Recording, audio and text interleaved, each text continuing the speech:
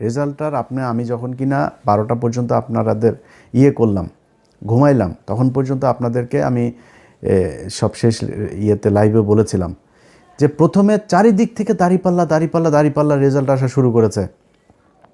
আমার 2-1 ফোন করেছে মানে মজা করার জন্য, ভাই টিকিট করেন, দেশে আসতে হবে, এই সেই। আমি বললাম ভাই দেখেন এখনও বহুত খেলা বাকি আছে এখানে, এত ইজি না জিনিসটা, এখনও ন্যাশনাল ইন্টারন্যাশনাল ডিপ স্টেট, তারপরে হইলো গিয়া উত্তর পাড়াটারা যা যা আছে সব মিলে তারপরে বহুত হিসাব আছে। তখন নির্বাচন কমিশনের যে অ্যাপসটা আছে সেখানে দেখাইলো সব শেষ, ওরা দেখিয়েছে দাঁড়িপাল্লা 17 আর ধানের শীষ 12। প্রথমে কিন্তু 5টা না 6টা সব দাঁড়িপাল্লা, এরপরে সব শেষ এসে দাঁড়াইলো হইলো আপনার দাঁড়িপাল্লা হইলো এই 17 আর ওরা 12। হঠাৎ করে অ্যাপসটা বন্ধ হয়ে গেল, ওইখানে আর কোনো কিছু দেখায় না, কিচ্ছু দেখা যায় না। আমি আপনাদেরকে এখনও দেখাই, সেখানে আপনারা যদি যান, আপনারা নিশ্চয়ই অনেকেই এখানে এই অ্যাপসটার ব্যাপারে আপনাদের জানা আছে। এই যে দেখেন রেজাল্ট শেষ হয়ে গিয়েছে, প্রধানমন্ত্রী বসা যাবে কিছুক্ষণের মধ্যে। সেই দেশে এখন পর্যন্ত নির্বাচন কমিশনের এই চোরের বাচ্চাদের সাথে আমার সমস্যাটা কেন হয়েছে সেটা এই দেশের মানুষ হারে হারে টের পাবে। এই চোরের বাচ্চারা আসার পর থেকে, শুরু থেকে এরা জাউরামি শুরু করেছে। ইন্টারন্যাশনাল জাউরা একটা নিয়ে বসাইছে ওইখানে, ন্যাশনাল জাউরাদের পাশাপাশি ইন্টারন্যাশনাল জাউরাও সেখানে বসেছে। সেই জাউরারা বসে তারপরে কি করলো, যারা ওদেরকে বসাইলো ওদের নাম দিল মব নাম দিয়া তারপরে করলো কি, ওদের দায় মুক্তি দিল। শুয়োরের বাচ্চা দায় মুক্তি, শেখ হাসিনারে খেদাইছে, এটার দায় মুক্তি। এটা কি অপরাধ করছে যে ওর দায় মুক্তি দিব?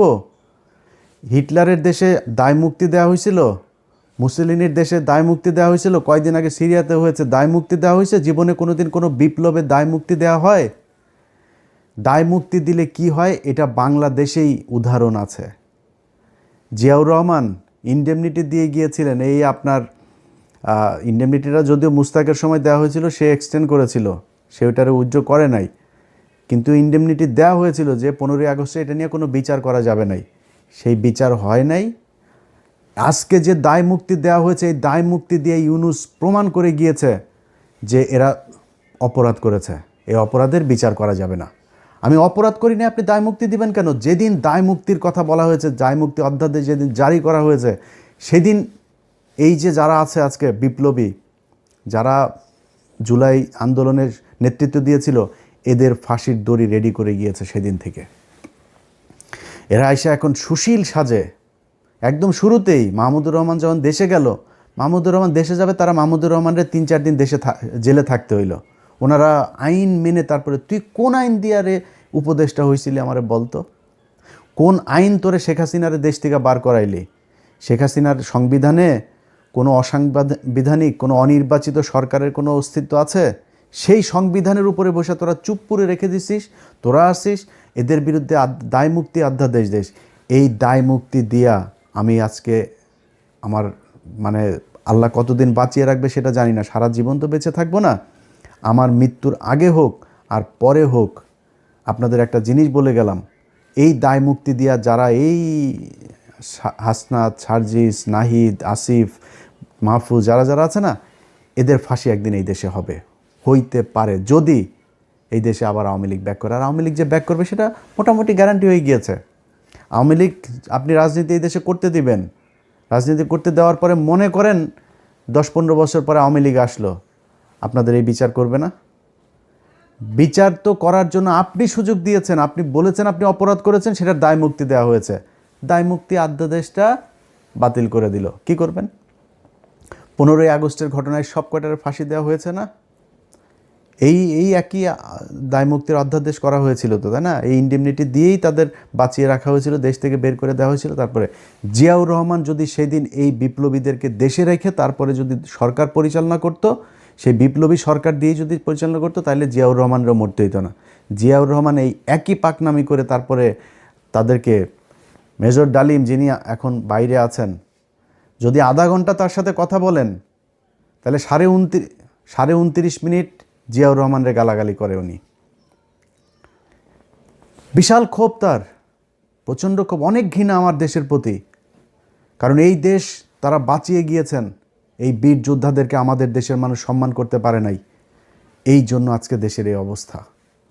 আপনারা এখন দাঁত কেলায়া তারপরে হাসেন, আরে বাবারে বাবারে বাবা, কত নির্লজ্জ হইলে একটা মানুষ। আরে বেটা, মানুষ জানে না আমরা কারা, আমরা কি কথা বলি আমরা জানি না। তো একজন আমার একটু আগে বলতেছে যে ভাই আপনি বিএনপির বিরুদ্ধে একদম এইভাবে অলওয়ে কেন গেলেন? হ্যাঁ বেটা, বিএনপির বিরুদ্ধে যাই নাই। বিএনপি যে চাঁদাবাজি করে, চাঁদাবাজি করেই খাবে, এটা আমরা জানি। আমি আওয়ামী লীগ আমলে বলেছি এই কথা, যে বিএনপি যদি 15 বছর সুযোগ পায় তাহলে আওয়ামী লীগের চেয়েও ভয়ঙ্কর অবস্থা ধারণ করবে দুর্নীতির দিকটা। খালি জিয়া পরিবারের প্রতি সম্মানটা কেন?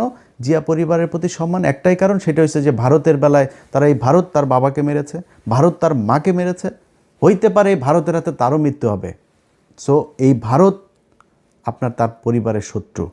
পারিবারিকভাবে তারা ভারতের বিরুদ্ধে সবসময় অবস্থান নিয়েছে, তাদের ভিতরে একটা দেশপ্রেম আছে, যেই কারণে আমরা এদের প্রতি একটা আমাদের সফট কর্নার আছে, তাদের প্রতি একটা সম্মান আছে। কিন্তু এখন দুর্নীতির কথার কারণে তো আমরা তার কাছ থেকে এই বিএনপির বিরুদ্ধে এইভাবে দাঁড়াইনি। কেন দাঁড়িয়েছি? তিনি হঠাৎ করে এসে এখন বলছেন শেখ হাসিনার পরিবারের লোকজন চাইলে রাজনীতিতে ফিরবে। তারপরে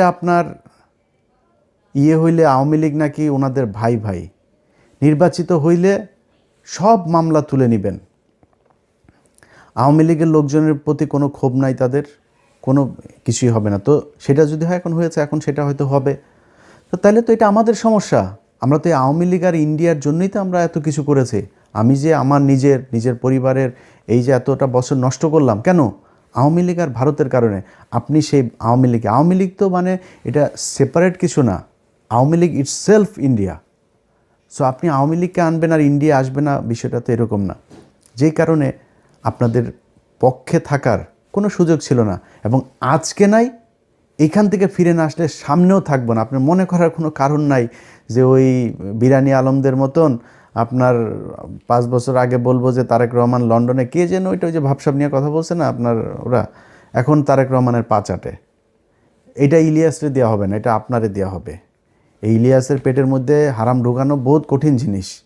সো ওইটা আপনাদের দেওয়া হবে। আপনারা হাসি খুশি তারপরে এখন খুব মজায় থাকবেন, এটা আপনারা জন্ম নিয়েছেন অসৎ পয়সা, হারাম টাকা, মানুষের কুকুরের মতো লাথি উষ্টা খায় তারপরে তার পায়ে চাপা ধরে বসে থাকার জন্য।